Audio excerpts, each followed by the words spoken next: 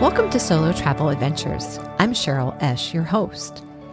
Well, very recently, I went on a road trip to West Texas. I love road trips. And if you want to hear more about some important factors on how to prepare for a solo road trip, go back and listen to episode 152, just about 2 weeks ago.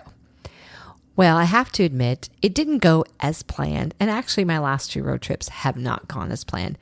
I think that's kind of the beauty of solo travel, of travel in general, in that it's constantly changing. You're constantly having to pivot and adjust to things. It's never going as you planned. So I did kind of expect that, but I had to remind myself, even though it didn't go as planned, and I ended up coming back early, I had to remember what my intent was. And that was to specifically get some good hikes in. And that is what I accomplished on this road trip. I love how it just evolved, and it did satisfy that intent, the hiking. And I was ready to come home a little earlier than intended. But during one of my hikes, God gave me a metaphor. And for anyone who's ever hiked, you may have experienced a variety of terrains. Even if you haven't hiked, this metaphor is for everyone. In my hike, I walked through a variety of terrains. I had the ground, meaning it was either sandy ground, I had some paved paths, some packed dirt trails, and some rocky terrain. And these terrains reminded me that in life, we may experience most of these journeys depending on where we are in the season and where we're walking through. So I'm going to share how each type of terrain corresponds with sort of maybe the season you're in your life, and how kind of give us signals on what type of travel may be best for you, depending on where you are walking today. So the first terrain that I experienced, which was kind of odd, I wasn't expecting it actually, was very sandy ground. And this was, kind of had that clay-like coloring, rustic, thinking of, if you're from the US, that sort of that southwest region, there's a lot of that copper in the ground. And so this was actually very sandy, not the packed sand that you would find at the edge of a water, but very loose and even kind of deep and granular sand. And if you have experience walking maybe on this type of sand, maybe on a beach, you know that it takes effort. It's hard, it can be tiring, and you're making slow progress, right? You can't really, it's hard to run or to make any kind of good time in walking in sand, but you're making progress, but it's just slower.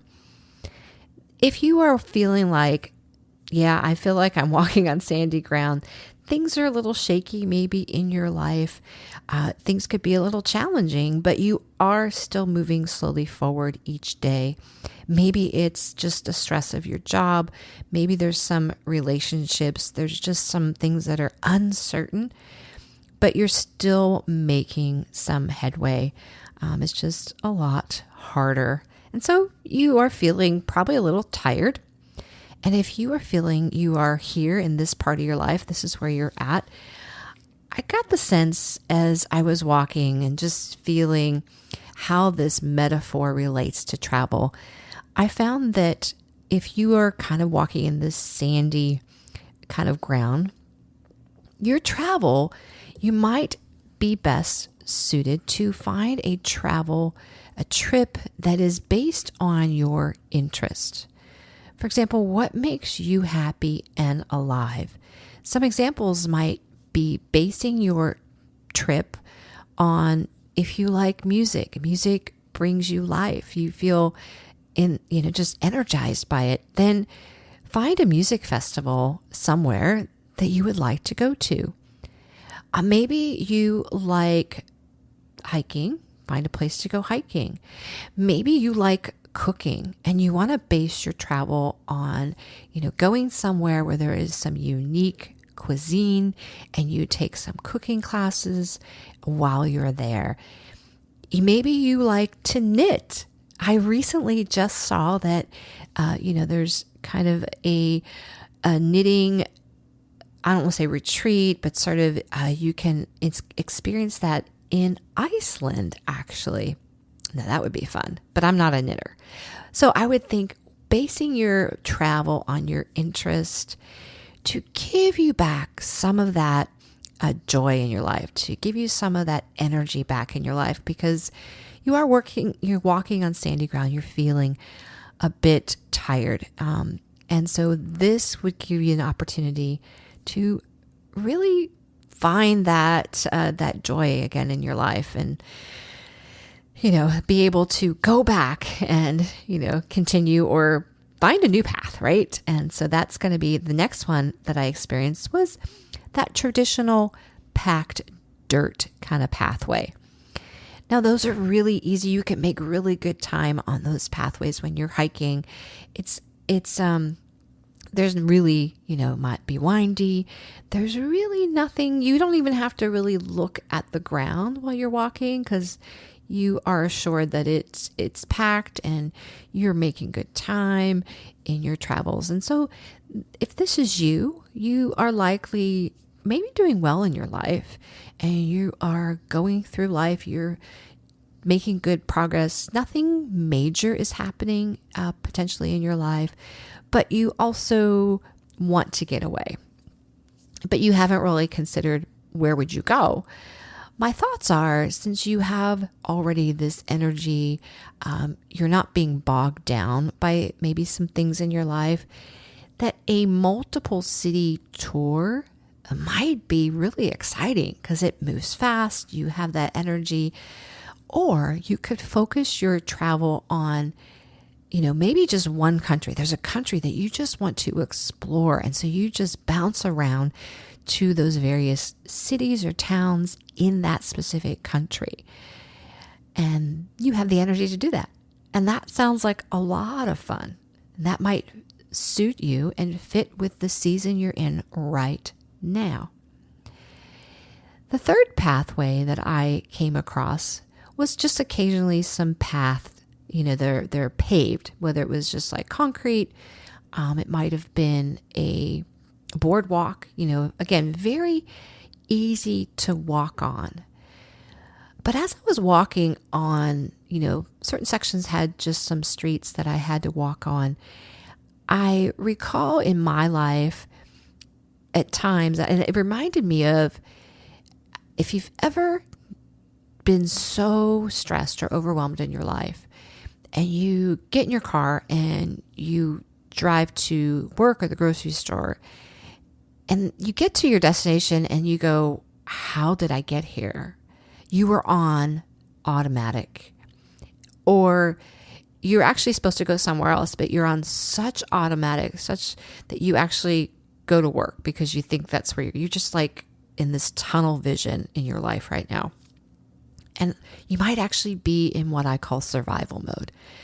And so when so much has come into your life that you are overwhelmed, often we will kind of box ourselves to kind of protect us from having to process or deal with that all at once, right? Maybe there's multiple things that are just weighing on you. It could be an illness. It could be a death. It could just be, again, maybe the stress of work. Maybe you're having to care for aging parents, or it could be a number of things, a trauma, and you're just in survival mode. And if you've been there, you know what I'm talking about.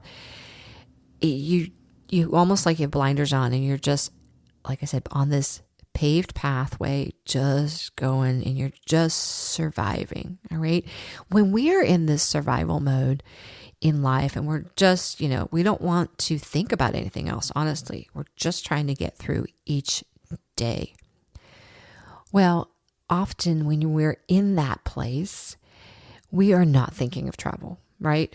However, it's probably something that you definitely need, but a specific type of travel is going to be the most beneficial for you.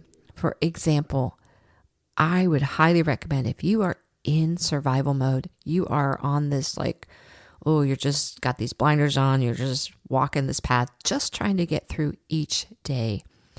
A wellness retreat, a spa retreat, or even a silent retreat might be what your body, mind, and spirit need right now to kind of help alleviate this whole survival feel and give you a chance to take care of yourself, right? That would be a suggestion. And then the final pathway that I came across was a rocky pathway. A lot of rocks and stones, and a lot of times when it's rocky, it's also got hills involved typically, because you think kind of like mountains, and for that kind of pathway, you really have to pay attention to where you're stepping, where you're walking, how you're placing your foot. It does require more attention. It is more challenging, especially if you're talking about a rocky pathway with hills, and it does require more energy. And so if this is where you are maybe in your life, you're challenged, you're working hard. Again, you might be a little tired. You might be maybe somewhat in survival mode, but you're more attentive, right? You're not just blinders on, but you are still burdened by some things in your life. And so you're climbing this hill, this mountain with those rocks. You're really taking your time with each step. But again, the last thing on your mind right now might be, oh, I just don't have time to travel. Nor would you want to plan anything. Again, you might be already handling enough stuff in your life that thinking about planning a trip just isn't feasible, because you're still just trying to manage some of these things in your personal life or even your family life. My suggestion, again, we get to the point where we're working so hard, we're feeling pretty physically exhausted and even mentally and emotionally exhausted for whatever reason. Getting away, getting out of that situation is the best idea.